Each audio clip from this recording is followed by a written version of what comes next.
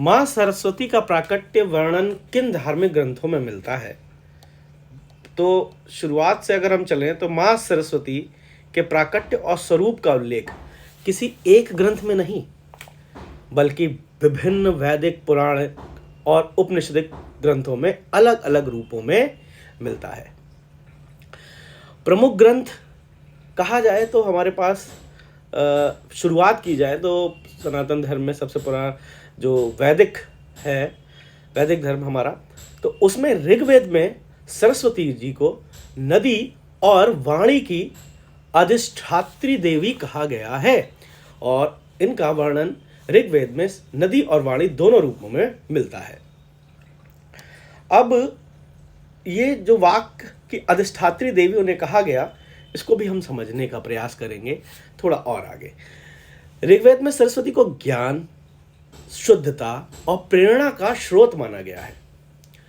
हमारे यजुर्वेद में सरस्वती माँ को विद्या, बुद्धि और यज्ञ की शक्ति के रूप में स्वीकार किया गया है। यहाँ उनका संबंध अनुशासन और विधि से जोड़ा गया है।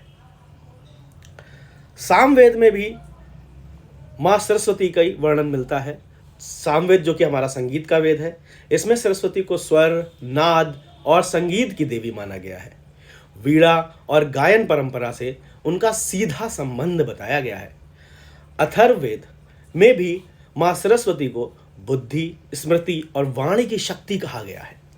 विद्या और मानसिकता, शुद्धता की अधिष्ठात्री देवी के रूप में इनका वर्णन मिलता है। हमारे पुराणों की बात करें तो पुराणों में ब्रह्म वैवर्त पुराण में, इस पुराण में स्पष्ट रूप से वर्णन है कि ब्रह्मा जी के मुख से माँ सरस्वती का प्राकट्य हुआ, जिससे सृष्टि को वाणी और ज्ञान प्राप्त हुआ।